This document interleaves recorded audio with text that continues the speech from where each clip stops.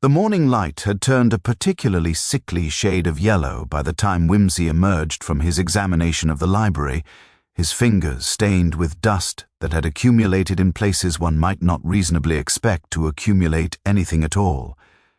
Inspector Graves had withdrawn to allow him his contemplation, though not without the air of a man who suspected he was being subtly mocked, a suspicion, Whimsy reflected, that was entirely justified. The magnifying glass had proven useful, though not in the manner one might suppose.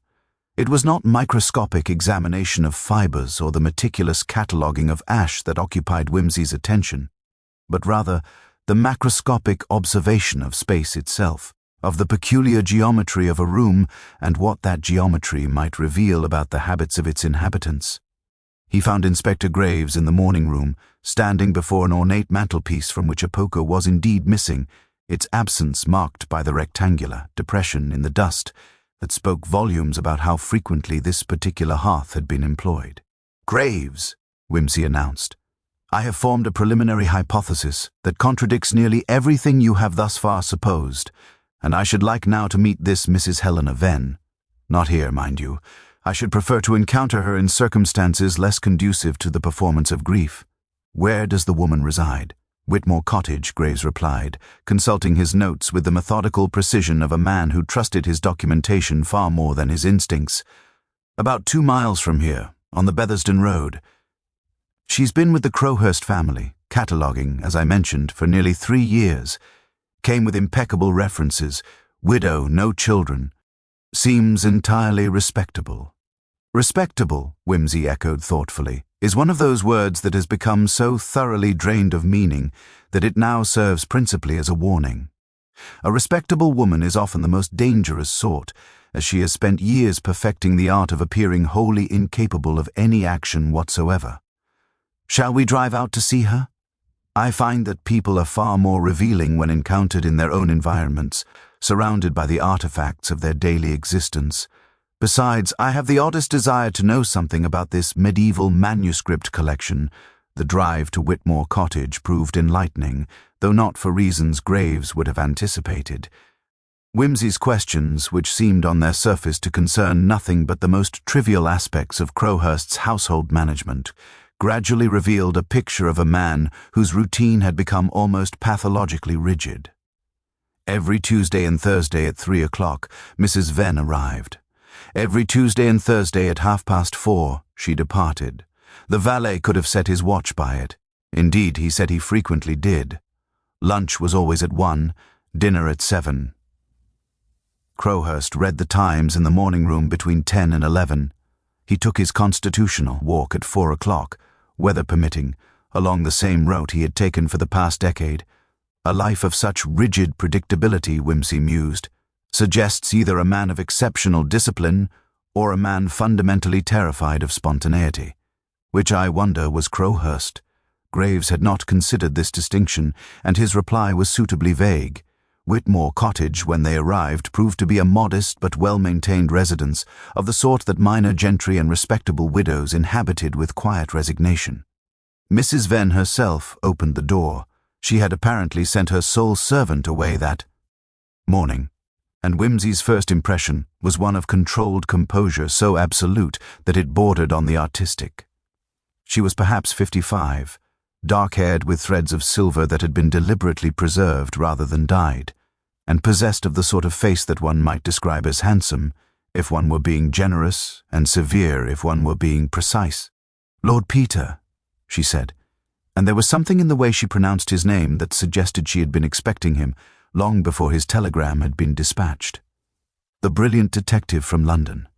I confess I did not expect to receive a visit from the nobility. Please, do come in." The interior of Whitmore Cottage revealed itself to be a study in understated sophistication. The walls were lined with books, yes, but unlike Crowhurst's collection, these appeared to have been read, annotated, lived with. There were scholarly journals stacked upon occasional tables.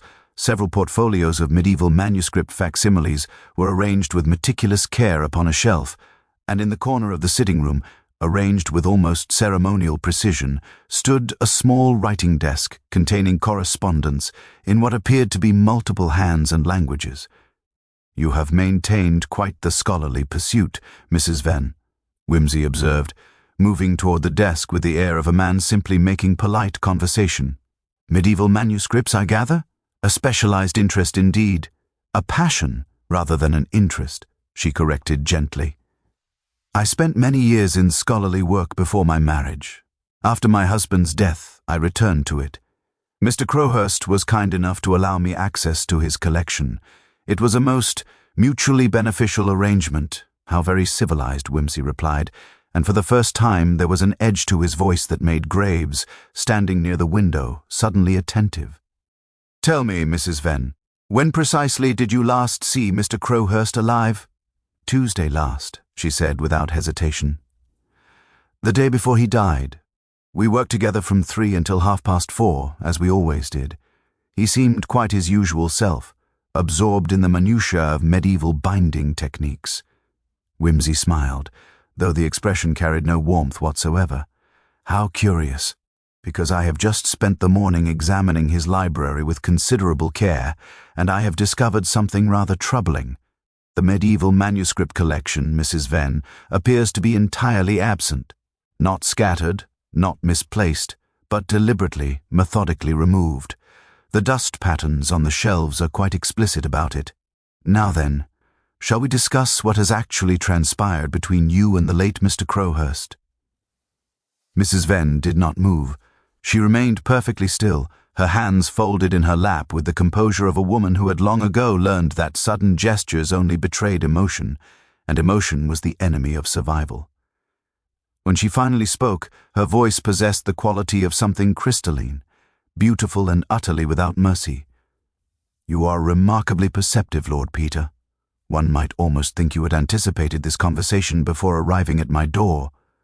She rose with deliberate slowness and moved toward the writing desk, where she retrieved a leather-bound journal of considerable age.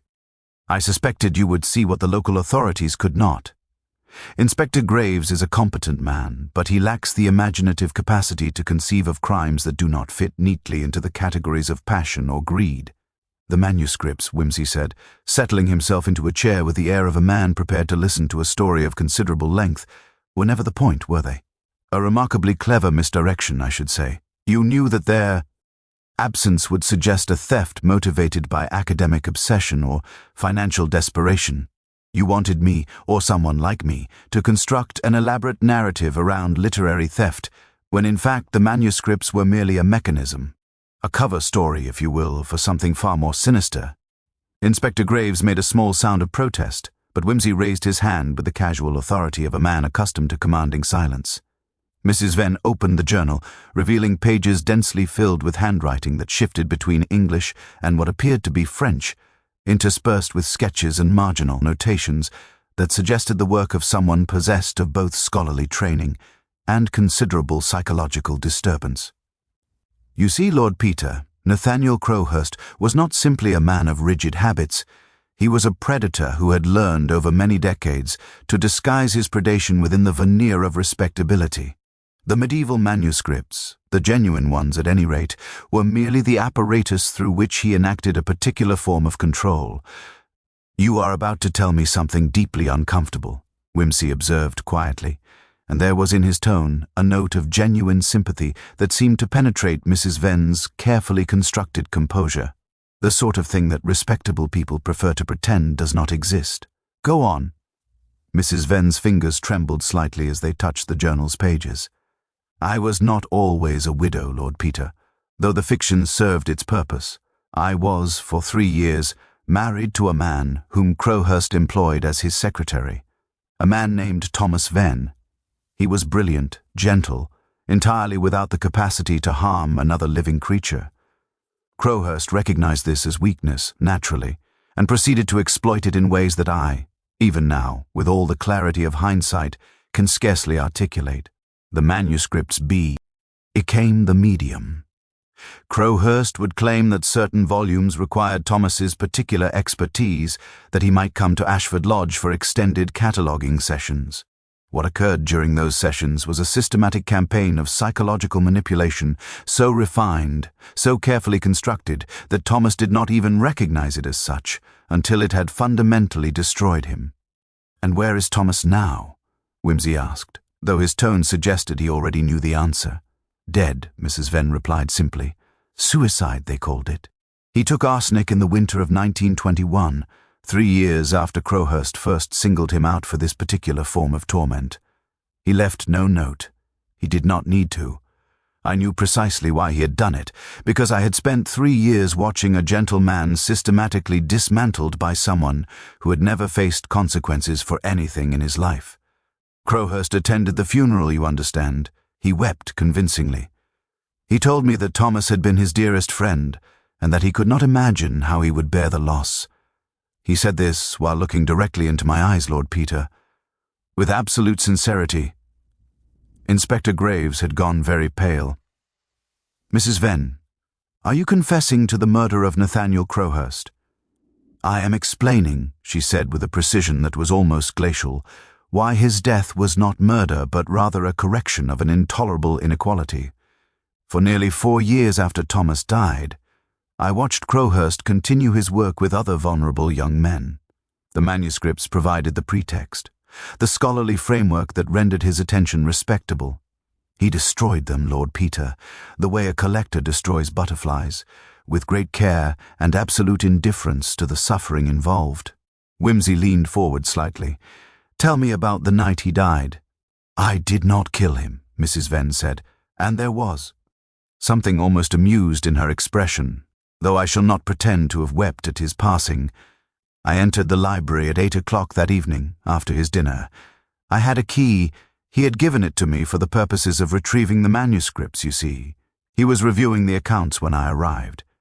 I showed him something, a document concerning one of the young men currently in his employ, a boy named Edward Hartley, whose parents I had contacted, a boy whom Crowhurst was currently grooming with the same systematic precision he had employed with Thomas. I showed him evidence of the harm he had caused. I showed him the journal, this very journal, documenting everything Thomas had suffered. I gave him an opportunity, Lord Peter, that he had never given Thomas. I offered him the choice of confession and justice, or silence and the knowledge that he would eventually be exposed. And he refused, Wimsey said quietly. "He laughed," Mrs. Venn replied. "He actually laughed at me, Lord Peter.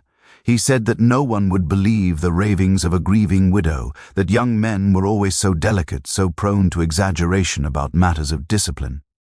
He said that Thomas had simply lacked the fortitude to become truly cultivated. It was at that precise moment, as he was expressing this sentiment with genuine amusement, that someone struck him from behind with considerable force. Someone who had been waiting in the morning room, listening to every word." Wimsey's expression did not alter, though something in his eyes shifted, a subtle recalibration of understanding that suggested the investigation had just entered territories considerably more complex than either he or Inspector Graves had anticipated. He rose from his chair with deliberate slowness and moved toward the window, from which one could observe the bare garden of Whitmore Cottage, stretching toward the grey Novum. Bare horizon. "Someone," he repeated softly, and the word carried the weight of considerable significance.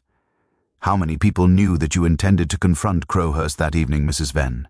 How many people were aware of the journal of Edward Hartley, of the systematic destruction your husband had suffered?"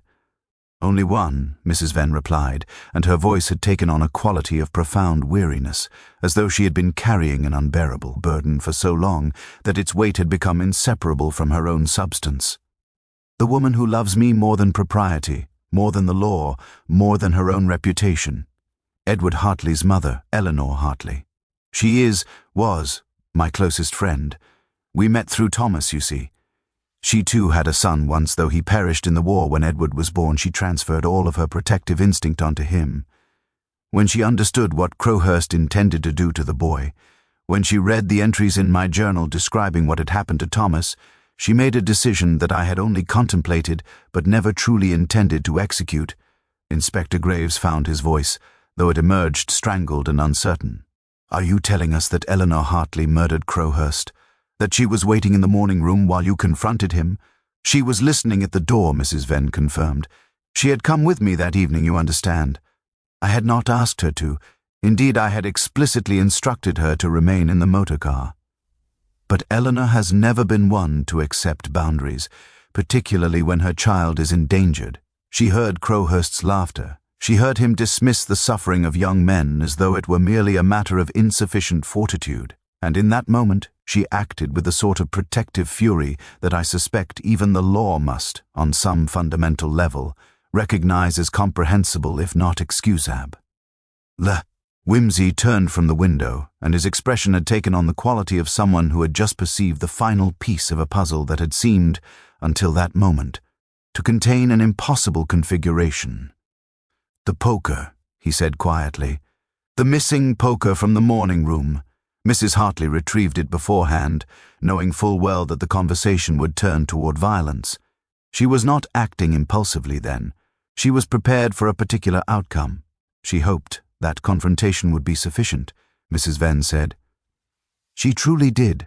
She told me afterward, when we stood together in the darkness of that library, looking at what remained of Nathaniel Crowhurst, that she had only intended to frighten him, to make him understand, through physical force, that his actions had consequences.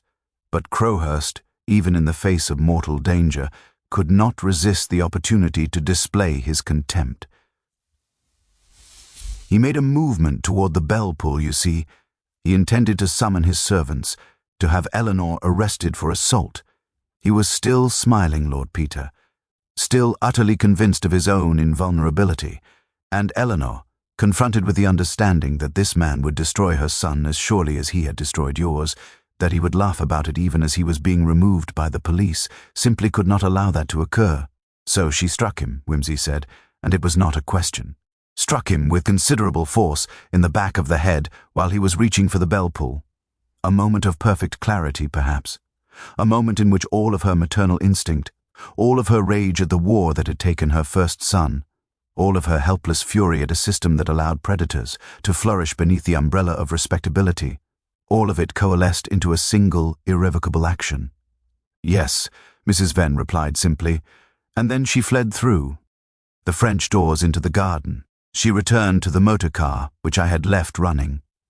We drove away from Ashford Lodge at precisely 8:17, which is, I believe, the time at which the valet discovered the body, though he initially believed it had occurred many hours earlier due to the temperature of the library and the particular condition of the blood upon the carpet. Inspector Graves had sunk into a chair, his professional certainty completely supplanted by the recognition that he was confronted with a situation that extended far beyond the neat boundaries of criminal prosecution. "Mrs. Venn, I must ask you directly, where is Eleanor Hartley now?" "Gone," Mrs. Venn said, and there was something almost serene in her expression. "She departed for France yesterday morning with Edward. She has relatives near Lyon who will, I suspect, prove most hospitable. By the time you attempt to pursue her, she will be quite beyond reach. She left behind a letter, addressed to you, Lord Peter, which I believe you should read. It explains her reasoning with considerably more eloquence than I possess." Whimsy accepted the envelope, which was sealed with blue wax and addressed in a hand that combined the precision of someone with considerable education with the slight tremor of someone acting under profound emotional duress. He did not open it immediately. Instead, he held it for a long moment, his expression unreadable, before turning back to Mrs. Venn with an observation that seemed, on its surface, to concern nothing whatsoever of the matter at hand. "Your medieval manuscripts, Mrs. Venn, the ones that disappeared from Crowhurst's collection, where did they actually go?" Mrs. Venn allowed herself a thin smile, the first genuine expression of something approaching satisfaction that had crossed her features since Whimsy had arrived. "You noticed that, then? I confess I as not entirely certain you would. Most people would have accepted the manuscripts as simply gone, stolen, destroyed, removed by Crowhurst himself for some obscure reason. But you understand, I think, that nothing is ever truly absent without purpose. The manuscripts were removed systematically over the course of 3 months, beginning in August of this year. Crowhurst never noticed their disappearance because he never actually examined his own collection. He purchased them for display, you see, for the subtle assertion of cultural superiority they represented. The actual contents were irrelevant to him. "And you removed them," Wimsey said, settling back into his chair with the air of a man prepared to listen to a narrative of considerable complexity. "Why? To what purpose could medieval manuscripts serve in this elaborate affair?" "They were sold," Mrs. Venn replied. "Carefully, through intermediaries in London and abroad. The proceeds were deposited into an account established in Edward Hartley's name. Eleanor and I believed that if the matter ever came to judicial investigation, the evidence of theft might serve as a secondary narrative. A distraction, perhaps, or an alternative explanation for Crowhurst's murder. A theft, after all, implies a different class of criminal than a crime of passion or protective fury. It would have suggested mercenary motives, financial desperation, the sort of crime that the police might pursue along entirely different investigative pathways." Inspector Graves made a strangled noise of protest. "You are describing premeditation on a scale that is frankly extraordinary. The removal of the manuscripts, the establishment of the account, the arrangement for Mrs. Hartley's departure, this was not a crime of impulse. This was carefully planned." "By me, yes," Mrs. Venn acknowledged. "By Eleanor, I suspect, far less so. Eleanor was a woman of action, rather than calculation. I am the architect, Inspector. I am the one who understood that Crowhurst could not be stopped through conventional means. I am the one who recognized that the law, in its infinite wisdom, would likely determine that his particular form of predation did not constitute sufficient grounds for intervention. I am the one who set the machinery in motion, knowing full well that Eleanor would eventually be forced into a position where she had no choice but to act." Wimsey opened the envelope that Eleanor Hartley had left, revealing several pages of correspondence written in a hand that was considerably less composed than Mrs. Venn's. The first lines read, "Lord Peter, if you are reading this, then you understand that I have committed murder, and you must also understand why. I do not ask for forgiveness, only for understanding. I ask that you recognize the impossible choice that Crowhurst forced upon me, and that you recognize it not as a failure of law, but as an indictment of a society that permits such predation to flourish beneath layers of respectability and social convention." Wimsey folded the letter carefully and returned it to its envelope without reading further, though his expression had shifted into something more contemplative. "There is a boy," Wimsey said quietly, "named Edward Hartley, currently in France with his mother." "How old is he?" 14, Mrs. Venn replied. "The same age Thomas was when Crowhurst first singled him out for particular attention."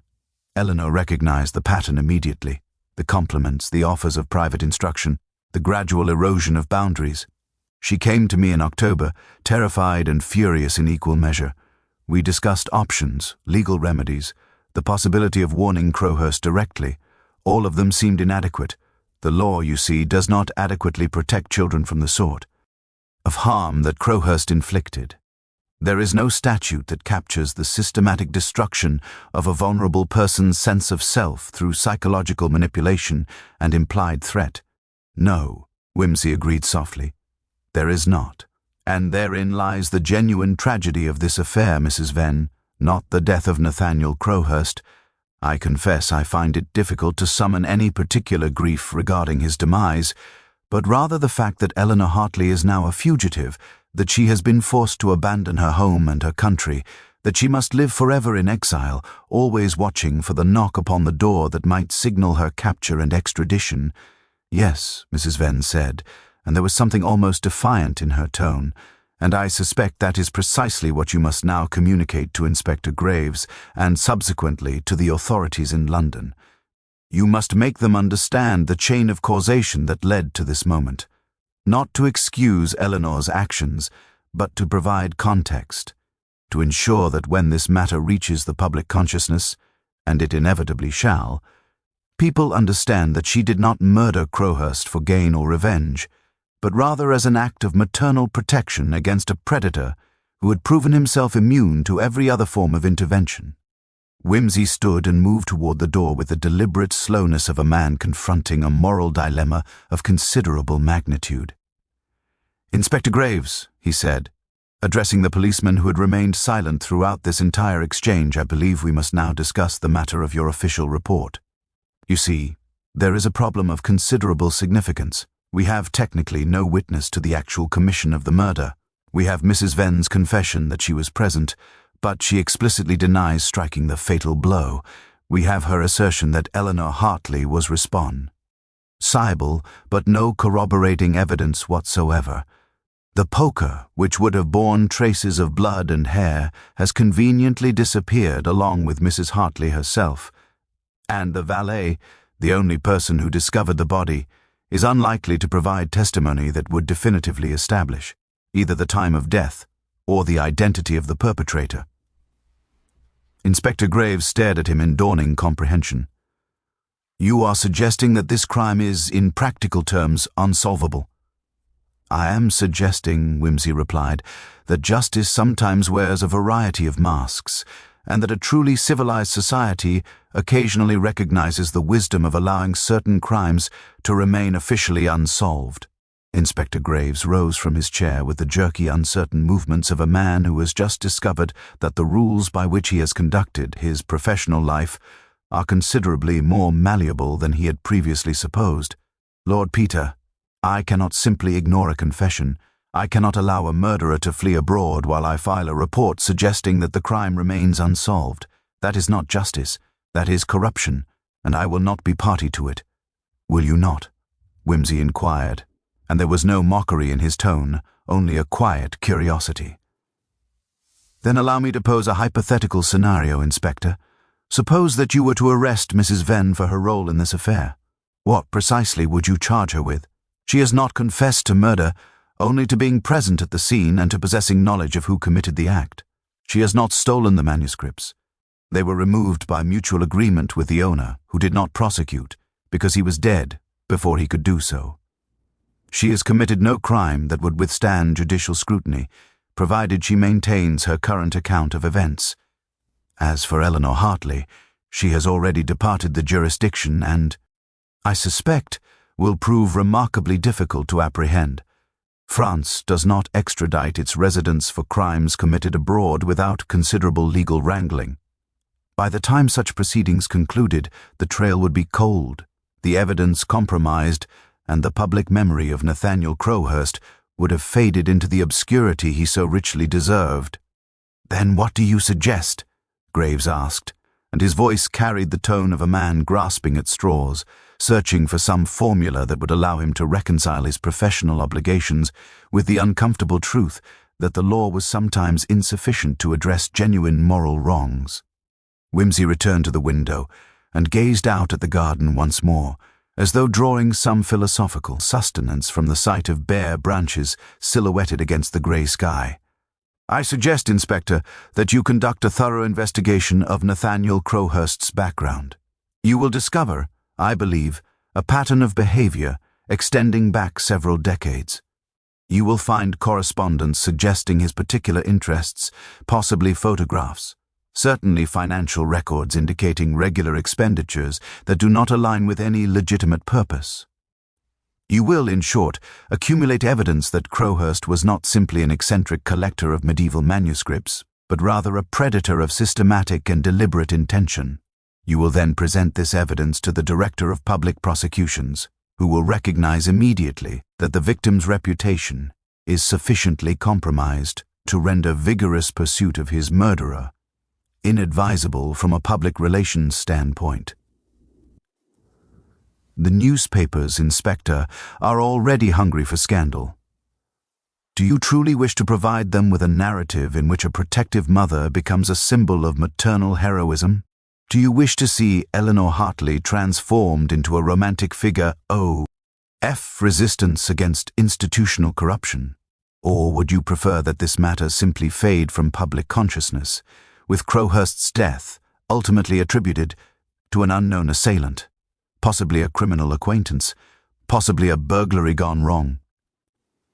Graves was silent for a long moment, his hands clenched and unclenched at his sides as though he were physically wrestling with the proposition that Whimsy had laid before him. If I do what you suggest, Lord Peter, I become complicit in allowing a murderer to escape justice. Justice, Whimsy repeated softly, is a word that carries far more weight than most people realize, Inspector. Is it just that Crowhurst should have been permitted to destroy young men with impunity? Is it just that the law provided no mechanism through which his predation could be formally addressed? Is it just that Eleanor Hartley should have been forced to choose between allowing her son to be systematically corrupted and destroyed, or taking action that places her beyond the protection of law and society? These are the questions you must ask yourself. The question of whether Eleanor Hartley should hang for her actions is, I suspect, considerably less important than the question of whether our society has failed so profoundly in its protection of vulnerable persons that we render murder the only viable response to predation. Mrs. Venn had remained silent throughout this exchange, but now she spoke with a clarity that suggested she had anticipated this conversation with considerable precision.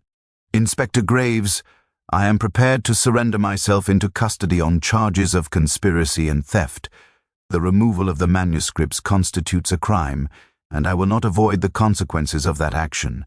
Eleanor will not return to this country, and she will not be extradited, but I will remain, and I will accept whatever punishment the law deem appropriate for my role in this affair.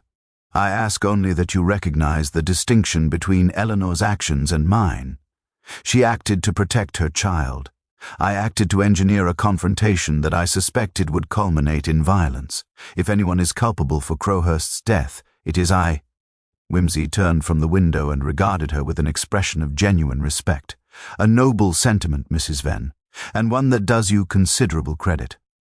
However, I suspect that Inspector Graves will find the evidence regarding your actual legal culpability rather less clear than you suppose. You were present at the scene, yes. You possessed knowledge of Eleanor's intentions, perhaps, but you did not strike the blow. You did not attempt to conceal evidence. You did not assist in the escape.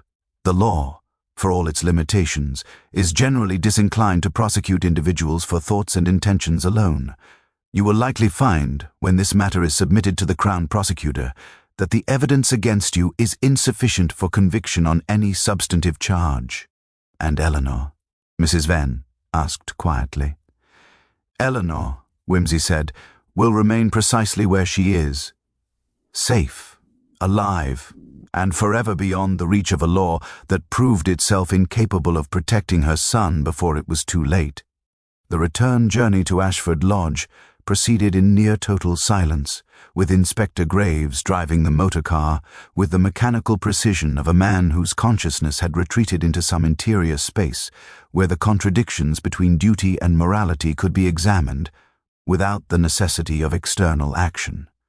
Whimsy occupied the passenger seat with apparent equanimity, smoking one of his Turkish cigarettes and gazing out at the Kent countryside as though he possessed no particular concerns regarding the moral architecture of criminal justice. It was only when they had nearly reached the gates of Ashford Lodge that Graves finally spoke, his voice carrying the quality of someone who had wrestled with a problem and emerged, if not victorious, at least temporarily exhausted. I shall need to inform the Chief Constable of what has transpired, Graves said quietly. I cannot, in good conscience, file a report suggesting that Crowhurst's death remains unsolved when I possess clear knowledge of the perpetrator's identity. That would be a dereliction of my professional duty. Of course, Whimsy agreed, and there was something almost approving in his tone. You must inform him of everything. You must present him with Mrs. Venn's confession, with Eleanor Hartley's letter, with the evidence of Crowhurst's predatory behavior. You must lay out the complete narrative with scrupulous accuracy. And then, I suspect, you will find that the Chief Constable possesses considerably more flexibility regarding the prosecution of this matter than you might have initially supposed. Men in positions of authority, Inspector, are generally rather more attuned to the nuances of political expediency than those of us laboring in the trenches of practical investigation. The Ashford Lodge library seemed somehow smaller when they entered it once more, as though the revelation of the crime's true nature had compressed the physical space itself. The valet, a man named Pritchett who possessed the grey, defeated appearance of someone who had served in a capacity that required him to witness but never acknowledge his employer's true character, stood waiting with the peculiar rigidity of domestic servants confronted with extraordinary circumstances. Whimsy approached him directly, with a courtesy that seemed to surprise the old man considerably. "Pritchett," Whimsy said, "I wonder if you would be so kind as to assist me in a small matter. I should like you to describe, in precise detail, your discovery of Mr. Crowhurst's body this morning. Not the sanitized version you have likely provided to Inspector Graves, but rather the complete account, including those elements that you suspected might reflect poorly upon your late employer, or that you believed the police would not wish to hear." The valet's weathered face registered a series of emotions too rapid and too complex to fully categorize. He had clearly harbored observations that he had been compelled to suppress, and the opportunity to articulate them, particularly to someone who possessed the authority and inclination to listen without judgment, proved difficult to resist. What emerged over the course of the subsequent half-hour was a portrait of a household suffused with a quiet corruption that extended far beyond Crowhurst himself. The servants had been thoroughly trained in the art of seeing nothing, hearing nothing, and absolutely nothing whatsoever regarding the various young men who appeared periodically for cataloguing sessions that seemed to involve remarkably little actual cataloguing. Pritchett described a locked door on the second floor, access to which Crowhurst kept exclusively for himself. He described strange sounds that occasionally emanated from that room, sounds that were neither violent nor clearly distressing, but which possessed a quality that had caused him, over the years, to develop a practiced inability to associate them with any particular meaning. He described the occasional appearance of young men who entered the house with a certain tentative hopefulness and departed with a quality of diminishment that suggested something essential had been extracted from them. He described, in short, a systematic operation designed to exploit vulnerability and conceal predation beneath the apparatus of scholarly pursuit. When Pritchett had finished his account, he stood with the air of a man who has finally unburdened himself of a weight. He had carried for far too long. Whimsy regarded him with something approaching compassion. "You are not culpable for this, Pritchett. You are a man who served in a household and observed things that you were not equipped to address through proper channels. That is not a moral failure. That is a failure of the system that permitted such predation to flourish. You might, however, consider whether you wish to remain in service to the Crowhurst family estate. I suspect that young Mr. Crowhurst, the heir, will wish to move rather quickly to establish his control over the household and dispose of those elements that might remind him of his father's true nature. The young master is in London," Pritchett said quietly. "He departed immediately after the body was discovered, took the first train he did. I suspect he will not return until the matter has been thoroughly investigated and substantially forgotten." Whimsy nodded as though this confirmed some private expectation. He moved once more to the library window and gazed out at the formal garden beyond, where the frost had begun to recede slightly as the afternoon light shifted toward the golden quality that preceded dusk. Inspector Graves stood nearby, still wrestling visibly with the implications of what had been revealed.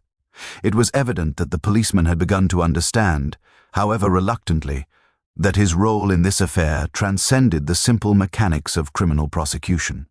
He was being offered, in essence, a choice between adhering to the letter of the law and serving a more obscure, but perhaps more genuine form of justice.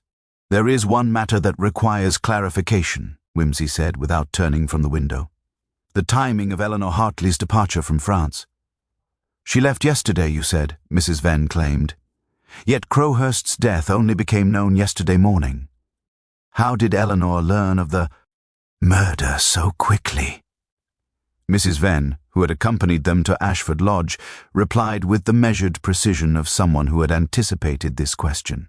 "The local constabulary sent a telegram to Crowhurst's solicitor yesterday morning, informing him of the death. The solicitor's office is located in Canterbury, and his secretary, a woman with whom I have maintained a friendship for many years, telephoned me immediately. I contacted Eleanor through intermediaries, and she departed that very evening. By this morning, she and Edward were safely across the channel." Whimsy finally turned from the window, and his expression had taken on a quality of profound contemplation that suggested he was engaged in a calculation that extended considerably beyond the immediate matter at hand. "Inspector Graves," he said quietly, I believe the time has arrived for us to discuss the matter of your official report with considerably greater specificity. You see, there are several alternative narratives that might be constructed from the evidence currently available, each of which would be substantially more palatable to the Crown Prosecutor than the true account of events. Graves straightened, his posture shifting from the defeated slouch he had maintained throughout the afternoon into something more rigidly official. "I am listening, Lord Peter." "The first narrative," Whimsy continued, moving toward the fireplace where the poker should have been, concerns simple burglary. A thief, possibly known to Crowhurst, possibly a stranger, entered Ashford Lodge with the intention of stealing valuables. An altercation ensued. The thief, discovering that Crowhurst possessed some knowledge of his identity or that his presence had been discovered, acted with fatal violence. The thief subsequently fled, and the stolen goods, the medieval manuscripts perhaps, or other items of value, were disposed of through criminal channels. This narrative is entirely coherent, requires no supernatural elements, and implicates no individuals currently within the jurisdiction. "It is also a complete fabrication," Graves said, but his tone suggested he was beginning to perceive the utility of such fabrication. "Indeed," Whimsy acknowledged. "However, it possesses the considerable advantage of being substantially less damaging to various innocent parties than the actual truth.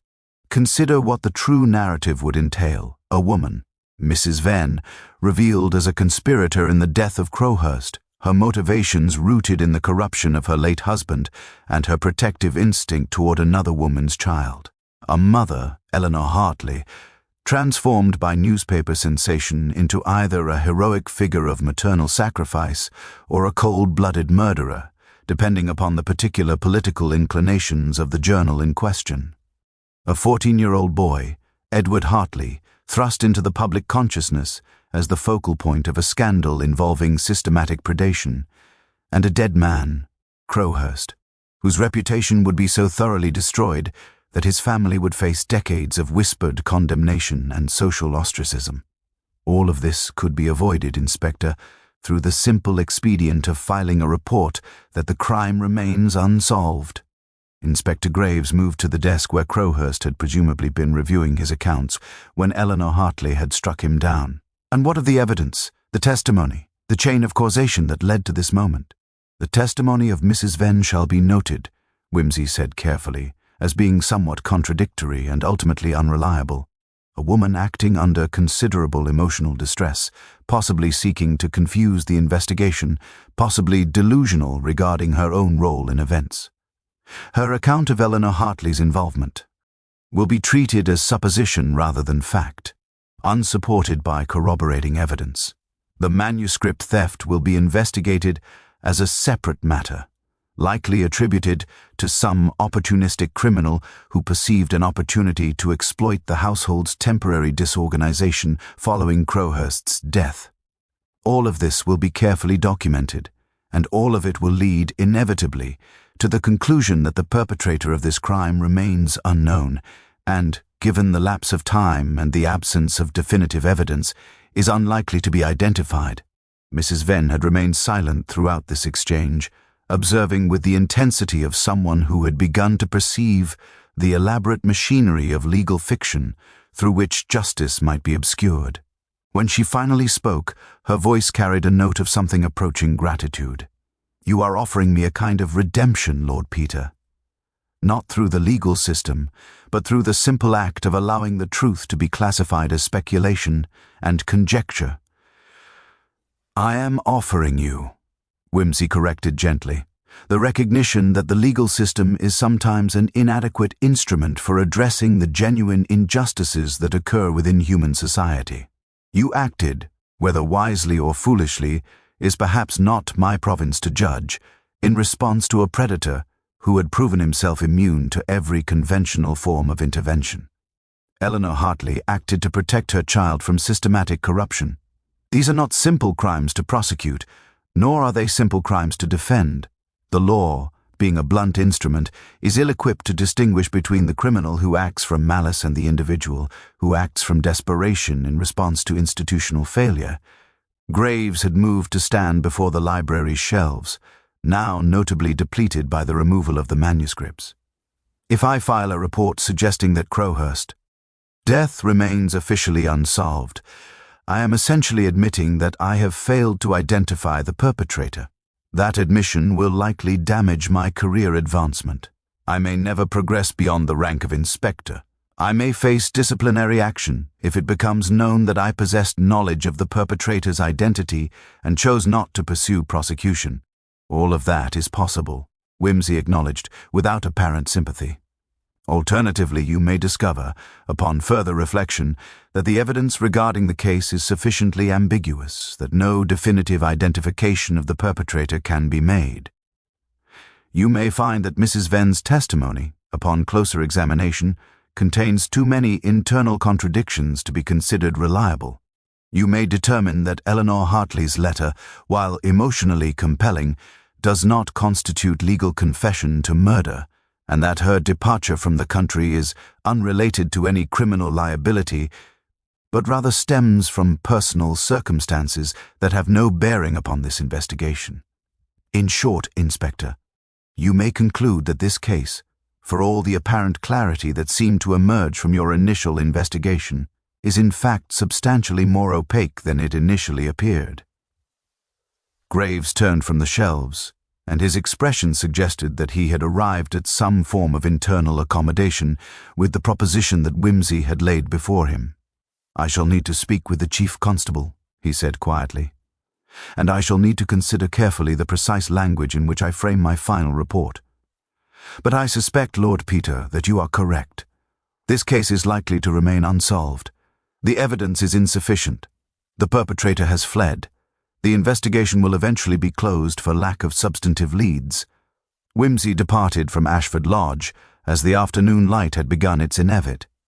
Able descent into the grey twilight that characterizes November in the English countryside. Inspector Graves accompanied him to the motor car with a degree of formality that suggested their conversation had fundamentally altered the nature of their professional relationship. There was, in the policeman's bearing, an acknowledgement that he had just crossed some invisible threshold into territory where the law and morality diverged, and that he had chosen, however reluctantly, to navigate according to the dictates of the latter rather than the former.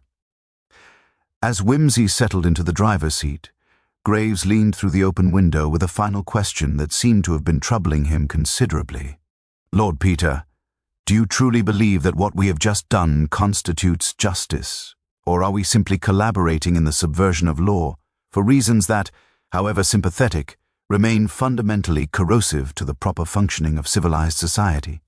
Whimsy was silent for a long moment, his hands resting upon the steering wheel with a quality of deliberate stillness. When he finally responded, his tone carried none of the irony or arch amusement that typically characterized his conversation. "Justice, Inspector, is a concept that philosophers have debated for millennia without arriving at any consensus whatsoever. I suspect that what we have done today constitutes neither pure justice nor pure injustice, but rather a practical accommodation between competing moral imperatives. Crowhurst was a predator who deserved to face legal consequences for his actions. Eleanor Hartley was a protective mother who acted outside the law because the law had failed to protect her child. Both statements are true. Both statements possess moral weight. The question becomes not which statement is true, but rather which truth takes precedence when the two come into irreconcilable conflict. "Eked, and your answer?" Graves pressed. "My answer," Whimsy replied, "is that I am not sufficiently arrogant to claim absolute certainty regarding such matters. I suspect that Eleanor Hartley will live out her life in exile, never entirely free from the knowledge that she committed an act that, from a purely legal standpoint, constitutes murder. I suspect that knowledge will constitute a form of ongoing punishment far more severe than any imprisonment the law might have imposed. I suspect also that young Edward Hartley will grow to manhood with his psychological integrity intact, rather than following the trajectory of his mother's friend Thomas Venn toward self-annihilation. Whether that constitutes adequate compensation for the subversion of legal process is a question I shall leave to your own conscience." Whimsy started the motor car with a practiced motion and began to navigate the drive away from Ashford Lodge.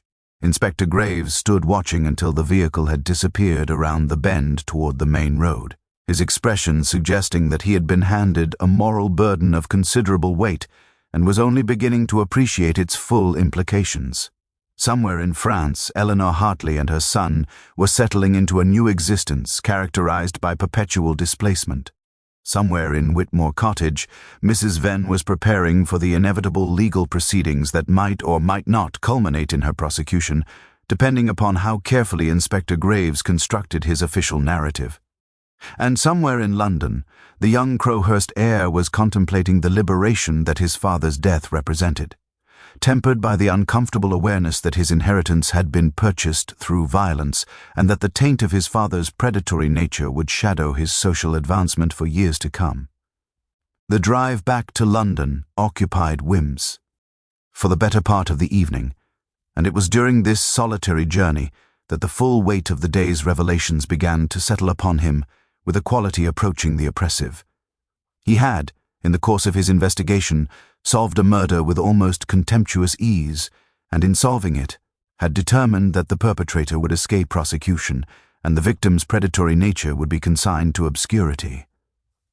He had, in essence, orchestrated a triumph of practical morality over legal rectitude, and yet the victory felt hollow and unsatisfying in a manner that no amount of philosophical rationalization could adequately address.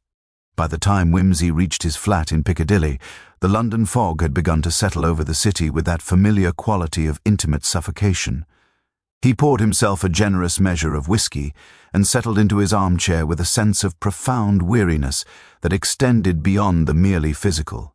His servant, Bunter, appeared with the uncanny prescience that had characterized their relationship for years, carrying a telegram that had arrived during Whimsy's absence. The message was brief and bore the distinctive signature of Parker. Graves has filed his report. The case is officially unsolved. Crowhurst's predatory history being quietly investigated by other authorities, Eleanor Hartley's whereabouts remain unknown. Well handled, Peter. Whimsy regarded the telegram with an expression that suggested he found little cause for satisfaction in its contents. He understood, perhaps better than most, that the solution to one crime often entails the perpetuation of another form of injustice, and that the pursuit of truth sometimes requires the deliberate cultivation of carefully constructed fictions.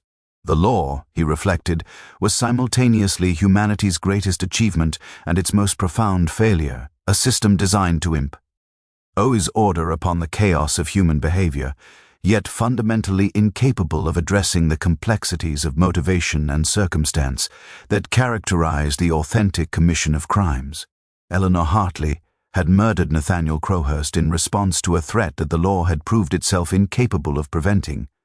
In allowing her to escape prosecution, Whimsy had acknowledged the existence of a moral authority that superseded legal authority, and in doing so, he had implicitly accepted that the law was sometimes an obstacle to justice rather than its instrument. He rose from his chair and moved to the window, gazing out at the fog-shrouded London streets below. Somewhere, in this vast city, there were other predators pursuing their prey, secure in the knowledge that the legal system would likely prove inadequate to their restraint. Somewhere, there were other protective parents wrestling with the knowledge that conventional institutions could not be trusted to safeguard their children. The revelation that one crime had been solved, and simultaneously concealed, did nothing to address this broader systemic failure. If anything, it rendered the inadequacy of the system more painfully apparent. 3 weeks following the official closure of the Crowhurst investigation, Whimsy received a visitor of entirely unexpected provenance.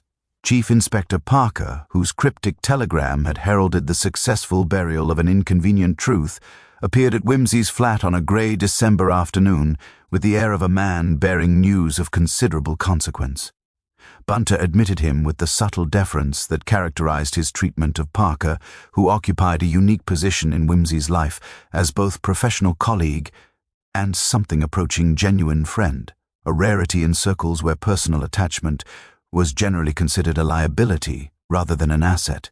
"You look," Parker observed, settling into the chair opposite Whimsy's with the ease of long familiarity, precisely as I feared you would look. Contemplative to the point of morbidity, and engaged in the sort of internal philosophical wrestling that inevitably leads to excessive consumption of Turkish cigarettes and insufficient consumption of actual nourishment. Bunter informs me you have scarcely left this flat in the past 3 weeks. Bunter is, as always, insufferably accurate in his observations, Whimsy replied, regarding his friend with an expression that suggested he found Parker's concern simultaneously touching and vaguely irritating. I have been engaged in the process of reconciling certain aspects of recent events with my own rather inflexible moral architecture. It is proving more difficult than I anticipated.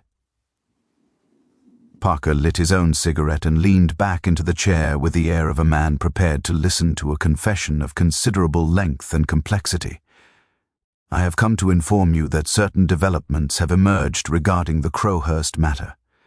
Developments, I might add, that you should be aware of, though I suspect they will do nothing whatsoever to alleviate your current state of philosophical despondency. I am listening, Whimsy said, and his tone suggested a complete absence of enthusiasm for whatever intelligence Parker was about to impart. The investigation into Crowhurst's background, conducted by certain authorities at my own quiet instigation, has revealed substantially more incriminating evidence than we initially anticipated, Parker began. Letters, photographs, financial records, all of them pointing toward a predatory operation that extended back at least 20 years. The authorities have quietly contacted the families of several young men who are now adults and who suffered under Crowhurst's attention during their formative years. All of them have indicated a willingness to cooperate with a historical investigation, though none of them are pressing for criminal charges against a corpse. They are terrified, Whimsy said quietly, that the revelation of their abuse would destroy what remains of their lives and their reputations. That is the peculiar torment of predatory systems, Parker. They do not simply destroy their victims in the moment of predation. They continue to destroy them indefinitely, by rendering those victims complicit in their own silencing through shame and fear of social condemnation. Precisely so, Parker acknowledged. However, there has been one substantial development that I suspect will interest you considerably. A gentleman named William Ashford, the vicar as it happens, came forward with information regarding a conversation he had with Crowhurst, approximately 6 months prior to the murder. In that conversation, Crowhurst apparently boasted of his ability to exploit vulnerability, and he specifically mentioned Edward Hartley by name. The vicar, possessing considerably more moral courage than one typically encounters in ecclesiastical circles, had been maintaining a quiet file of observations regarding Crowhurst's behavior. He has, in essence, corroborated Mrs. Venn's account of Crowhurst's intentions toward young Edward. The vicar, Whimsy said, and there was something approaching amusement in his expression, would have come forward earlier if he possessed any clear evidence of criminal activity. The fact that he waited until after Crowhurst's death to present his observations suggests that he was aware of the predatory behavior and chose, for whatever reason, to remain silent until such silence became untenable. Indeed, Parker said, and his tone carried the weight of someone acknowledging an uncomfortable truth. The vicar's belated moral awakening does not reflect particularly well upon him, nor upon the institution he represents. However, it does suggest that Crowhurst's predatory behavior was sufficiently obvious to those who wished to see it, that the question becomes not whether anyone knew what was occurring, but rather why no one acted decisively to prevent it. Whimsy rose from his chair and moved toward the window, where the December fog had begun to press against the glass with an almost physical insistence. And yet, Parker, for all of this belated revelation of Crowhurst's true nature, nothing has substantially changed. Eleanor Hartley remains in exile in France. Mrs. Venn remains here, living in a state of perpetual uncertainty regarding whether she will face prosecution. Edward Hartley grows to manhood with his mother on the far side of the Channel, and Crowhurst, being deceased, has escaped the legal consequences that his predatory behavior deserved. We have solved the crime, Parker, and in solving it, we have accomplished nothing whatsoever regarding the prevention of future crimes of a similar nature. "There is one matter," Parker said quietly, "that I should perhaps mention. Mrs. Venn has, through intermediaries, contacted the Home Secretary's office regarding the possibility of Eleanor Hartley's eventual rehabilitation and return to England. She has provided extensive documentation of Crowhurst's predatory behavior and has made a compelling argument that Eleanor's actions, while technically constituting murder, represent a response to circumstances that rendered her vulnerable to desperation. There is a possibility, a remote possibility, but a genuine possibility, that within several years Eleanor Hartley might be offered a conditional pardon, allowing her to return to England under conditions of parole." "A pardon," Wimsey repeated, and his expression shifted into something approaching cynicism. "How rise civilized of the bureaucracy. In essence, we are offering Eleanor Hartley the opportunity to purchase her son's psychological survival through the coin of perpetual exile and subsequent conditional reinstatement into society. That is not redemption, Parker. That is merely the law's elaborate machinery for transforming an act of desperate protection into something that can be formally acknowledged and subsequently formally forgiven." "Perhaps," Parker said. "Or perhaps it represents the law's slow and painful recognition that it must sometimes accommodate circumstances that its standard mechanisms cannot adequately address. The fact remains, Peter, that through your particular approach to this investigation, you have created conditions under which justice, imperfect, compromised, and fundamentally unsatisfying though it may be, has emerged from circumstances that might otherwise have resulted in nothing but tragedy compounded upon tragedy." Parker departed from Wimsey's flat as the December evening had begun its descent into that particular quality of darkness that characterizes London in winter. A darkness that seems to emanate not merely from the absence of light, but from the very substance of the fog itself.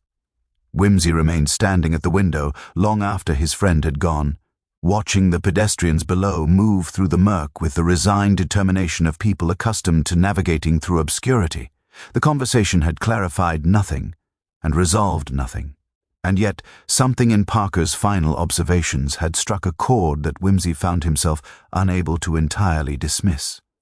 Perhaps, he reflected, the question was not whether perfect justice had been achieved, but rather whether any system of human governance could ever achieve more than a perpetually imperfect accommodation between competing moral imperatives. The resolution of the Crowhurst matter, insofar as it could be said to have been resolved, proceeded along the lines that Wimsey had anticipated with his characteristic precision. Inspector Graves filed his official report characterizing the murder as unsolved, with the perpetrator presumed to be either a criminal acquaintance of Crowhurst's or an opportunistic burglar who had fled the jurisdiction. The case was formally closed within 6 weeks, relegated to the category of crimes that had outlived their newsworthiness and descended into the vast archive of unsolved mysteries that every police force maintains with resigned acceptance. The newspapers, deprived of their preferred narrative of a dramatic arrest and trial, eventually turned their attention to fresher scandals, and Crowhurst's death became merely another line in the historical record of Kent's provincial crimes. Mrs. Venn, contrary to Wimsey's initial assessment of her legal vulnerability, was never formally charged with any offence. The evidence against her, upon closer examination by the Crown Prosecutor's Office, proved insufficiently specific to warrant prosecution on conspiracy charges. Her testimony regarding Eleanor Hartley's involvement was deemed hearsay, unsupported by corroborating evidence and potentially motivated by a desire to deflect suspicion from herself. She remained in England, living quietly at Whitmore Cottage, where she continued her scholarly work on medieval manuscripts with the same meticulous precision that had characterized her previous cataloguing efforts. The change in her circumstances was subtle but profound. She was no longer engaged in the active concealment of truth, but rather in the passive cultivation of a life lived at the margins of society, acknowledged but not truly known. The young Crowhurst heir, emboldened by his father's death and the accompanying absence of parental oversight, proved far more progressive in his management of the family estate than anyone had anticipated. He initiated a substantial endowment for scholarships benefiting young men from modest backgrounds, a charitable endeavor that seemed motivated less by genuine philanthropy than by a desire to symbolically divorce himself from his father's legacy. The local newspapers published laudatory accounts of his generosity, and within a year, the Crowhurst name had been substantially rehabilitated in the eyes of Kent society, transformed from pariah status to that of a somewhat reformed but ultimately respectable family. Edward Hartley, meanwhile, grew to manhood in the south of France under circumstances that, while marked by the permanent displacement of exile, proved considerably more psychologically healthful than the trajectory he would have followed had his mother not acted with such decisive violence. Eleanor Hartley established a modest life in Lyon, where she maintained a small antiquarian bookshop and cultivated a circle of scholarly friends who knew nothing of her English past and cared even less about the details of her previous existence. The years of exile became, through the curious alchemy of human adaptation, simply the years of her life, no longer experienced as punishment, but as the ordinary continuity of existence lived in a foreign country. It was in the spring of the following year that Wimsey received a letter, forwarded through multiple intermediaries and bearing no return address. The handwriting was Eleanor Hartley's, though the tone suggested a woman who had achieved a degree of equilibrium that had previously seemed impossible. She wrote of Edward's progress at his lycée, of the friends he had made among the local youth, of the gradual fading of his accent as he absorbed the linguistic patterns of his adopted country. She wrote of her own unexpected contentment, of the discovery, eerie that exile could be transformed into refuge, and that the permanent separation from her homeland was a price she had been entirely willing to pay for her son's psychological survival. Most significantly, she wrote a final paragraph that seemed to encapsulate the entire moral architecture of the Crowhurst affair. "I do not ask for forgiveness, Lord Peter, because I do not believe that what I did requires forgiveness. I acted to protect my child from a predator, and I would do so again without hesitation. If there is sin in that action, then it is a sin I embrace entirely, and I face whatever judgment awaits me with the knowledge that I chose rightly according to the only moral compass that truly matters, the protection of the vulnerable against the exploitation of the powerful." Wimsey read this letter on an afternoon in May, when London had begun to emerge from its winter melancholy into something approaching genuine beauty. He sat in his armchair, the letter resting upon his lap, and contemplated the curious nature of the justice he had facilitated. It was not the justice that the law prescribed, nor was it the justice that conventional morality would have demanded. It was, rather, a justice constructed from the recognition that human beings possessed moral agency that extended beyond the formal mechanisms of legal process, and that sometimes the highest form of justice lay not in the vindication of law, but in the protection of the vulnerable from systematic predation.